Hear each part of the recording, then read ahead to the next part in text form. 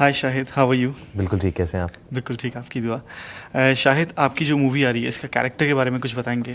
जी, कहानी में तीन कैरेक्टर्स हैं बिकॉज तीन ईराज की कहानी है। फिल्म का नाम है तेरी मेरी कहानी। इट्स रोमांटिक कॉमेडी, तो light hearted breezy fun film है। कल रिलीज़ हो रही है यहाँ दुबई में, बाकी पूरी दुनिया में 22 जून को रिलीज़ होगी। और इसके अंदर मैं तीन कैरेक्टर्स प्ले कर रहा हूँ, प्रियंका भी तीन कैरेक्टर्स प्ले कर रही हैं। 2012 का जो टाइम पीरियड है उसके अंदर मैं क्रिश प्ले कर रहा हूँ और प्रियंका राधा प्ले कर रही हैं। Both are college students, campus students हैं नॉटिंघम के अंदर, और उनकी प्यार की कहानी है। How they bump into each other and they end up partying the whole night together, and actually the boy is just broken up with his girlfriend the previous night. तो फिर वो फंस जाता है कि यार ये क्या हो गया, and then eventually what happens between them. And so it's a very regular chill character, I think very close to maybe how I am in real life. फिर 1960 है जहाँ पे I am playing Govind and Priyanka is playing Rukhsar. I am playing a struggling musician who bumps into a huge superstar. तो उस time पे तो plane when होते नहीं थे, तो ट्रेन से ही ट्रैवल करते थे सुपरस्टार्स भी।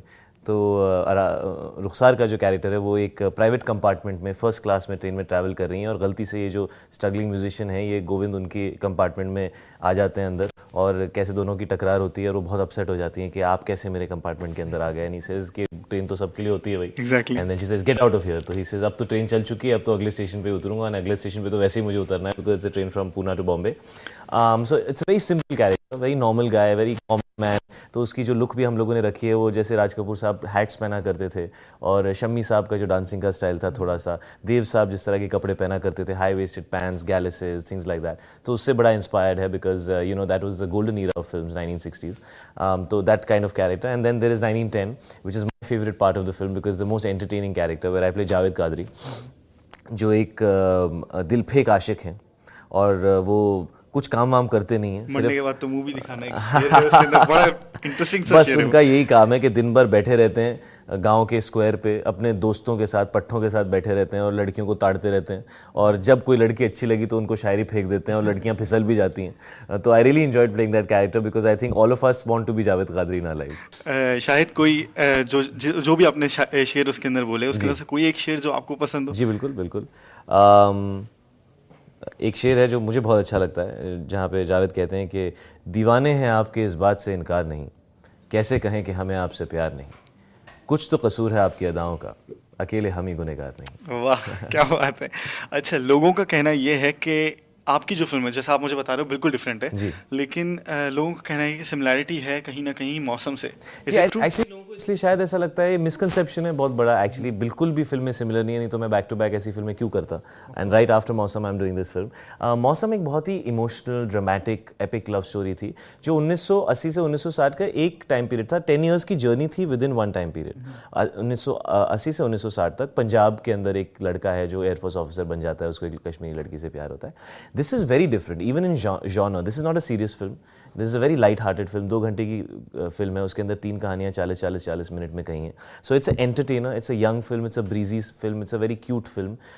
The space is very different, so the treatment is very different. Secondly, इसके अंदर 3 कैरेक्टर्स प्ले कर रहा हूँ मैं, और तीनों कैरेक्टर्स में ऐसा नहीं है कि वो 18 साल के थे फिर 40 साल के हो जाते हैं, वो कुछ ही हफ्तों की कहानी है। तो हर चैप्टर के अंदर कुछ हफ्तों की कहानी है, और 3 अलग अलग कैरेक्टर्स हम लोग प्ले कर रहे हैं। So in every possible way I think it's very very different, but because इसके अंदर भी टाइम पीरियड है तो शायद इसलिए लोगों को लग रहा है, but this is actually 3 different eras. Mausam was the journey of 10 years of one character. This is 3 different characters in their own time periods and their love stories.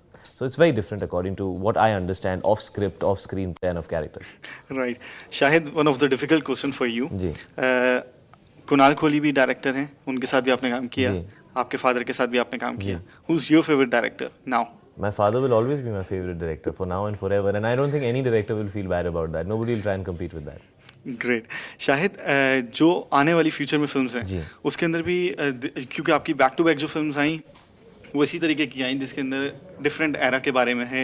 ये मुझे पता नहीं, मुझे तो अभी तक समझ में नहीं आता why people feel it's similar to Mausam, because I feel it's totally 2 different films. और ऐसे तो कैरेक्टर भी 3 हो सकते हैं, नाम भी 3 हो सकते हैं, जगहें भी 3 हो सकती हैं, तो अगर हम उसको पकड़ने लगे तो कोई फिल्म में कुछ फ़र्क होगा ही नहीं.